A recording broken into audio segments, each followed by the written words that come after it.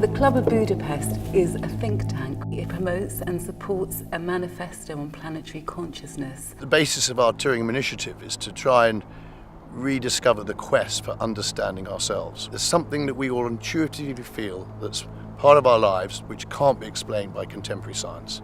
And it's that the Tyringham initiative really wants to explore. So this event really brings together some of the people who are working on the frontiers of consciousness.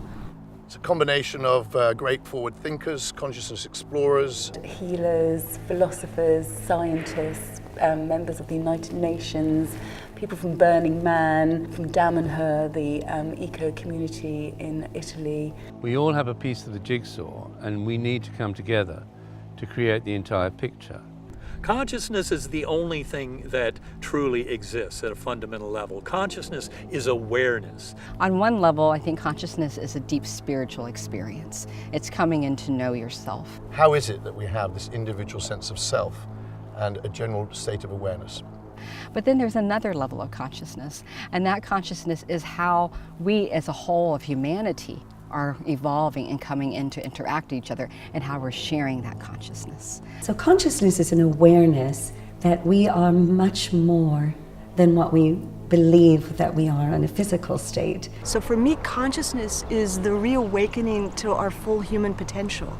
We're not simply bags of skin and bone walking around on the planet.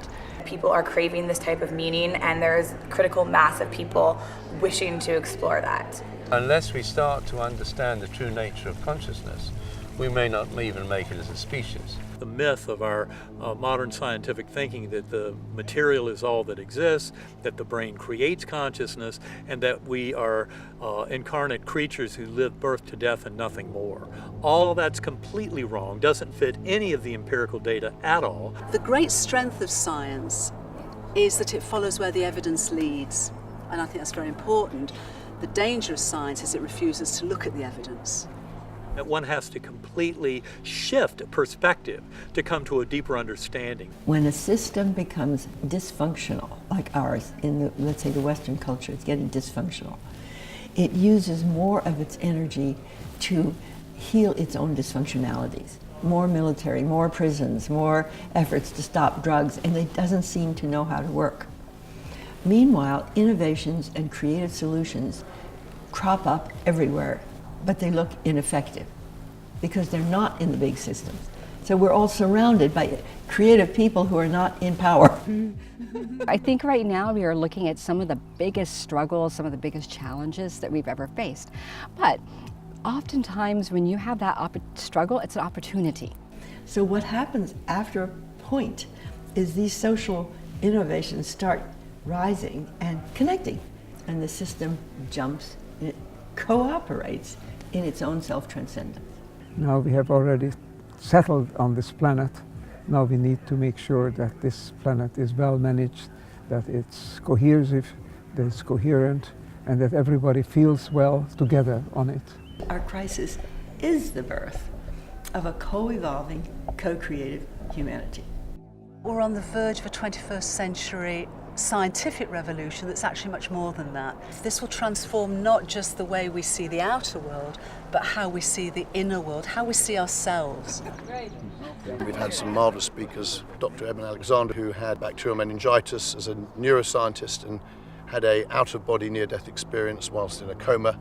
In many ways, my personal experience mirrors what all of humanity is going through now in terms of an awakening, a synthesis of science and spirituality, of all the deepest religious traditions from both East and West, all catalyzed by this beautiful power of our most advanced edges of science that take us into a synthesis that really makes more sense about the nature of reality and of the mind-body relationship. And the symposium has brought some members of the Club of Budapest. Dr. Ervin Laszlo is here, Dr. Jude Caravan. We've had the wonderful Marx Hubbard. We've had Don Beck. We're on the verge of a healing of our worldview from being very fragmented to a whole worldview where we do realise that everything we call reality is fundamentally interconnected. There's a cosmic intelligence that produces information for everything. That's the chi or key that's in us. We're interconnected now more than ever economically, sociologically, environmentally. Facebook, Twitter, LinkedIn, we suddenly have a nervous system. Today I'm just doing this human mandala, I call it, and it's where we gather in meditation. This magnificent symposium that the Club of Budapest just put on has been one of the most outstanding and beautiful experiences that I've had in a long time. And I go to a lot of events because the gathering of this group of people is so appropriate for this moment in time. If we learn how to appreciate and connect our spiritual, social, and scientific technological breakthroughs, we would see a future basically of a universal species. In the more spiritual sense, you could say the whole universe is a love story. It's the same love that brings the particles of an atom together in the nucleus. Quark with quark, electron with electron. It's the same love that brings the genes of a DNA together and make a living organism, and that brings people together to make a community. Rise up to the challenge of creating the world that is fit to live in for all of us, that is based on collaboration, cooperation, co-evolution, and ultimately based on love.